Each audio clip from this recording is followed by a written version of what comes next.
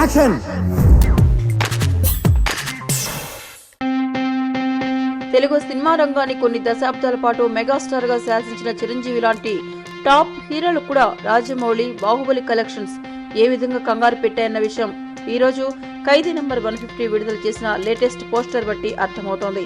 ఖైదీ విడుదలై ఈ రోజుతో 54 రోజులు పూర్తయిన సందర్భంగా ఈ మూవీకి ఇప్పటి వరకు 164 కోట్ల గ్రాస్ కలెక్షన్స్ వచ్చినట్లుగా ప్రముఖంగా పేర్కొంటూ ఒక భారీ ప్రకటనను నేడు అన్ని ప్రముఖ పత్రికల్లోనూ విడుదల చేశారు.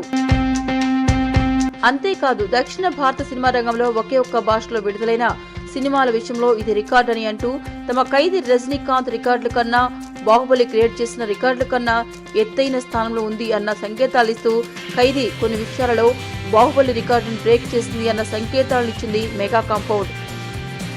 దీంతో టాలీవుడ్ సినిమా రంగానికి సంబంధించి మాత్రమే కాకుండా దక్షిణ భారత సినిమా రంగానికి సంబంధించి ఇప్పటికీ మెగాస్టార్ చిరంజీవి మాత్రమే అన్న విషయాలను అన్యాపదేశంగా గుర్తుకు చేస్తోంది మెగా కాంపౌండ్.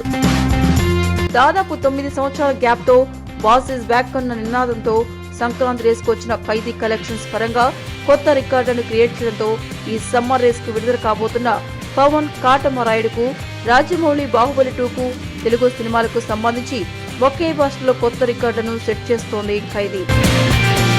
దీంతో బాహుబలి 2కి ఎలా ఉన్నా ఈ కొత్త కలెక్షన్స్ గ్రాస్ రికార్డులను అందుకోవడం పవన్ కాటమరాయుడుకు ఒక విధంగా చాలా కష్టసాధ్యమైన పని అనిపిస్తోంది. కొద్ది రోజుల క్రితం పవన్ కాటమరాయుడు టీజర్ ఖైదీ నంబర్ 150 టీజర్ రికార్డులను హిట్స్ విషయంలో బ్రేక్ చేసింది అని వార్తలు వచ్చిన నేపథ్యంలో చిరంజీవి తన మెగాస్టార్ సత్తాను చూపెడుతూ ఈ 164 కోట్ల గ్రాస్ కలెక్షన్ సత్తాను బయటపెడుతున్నట్లు అనుకోవాలి.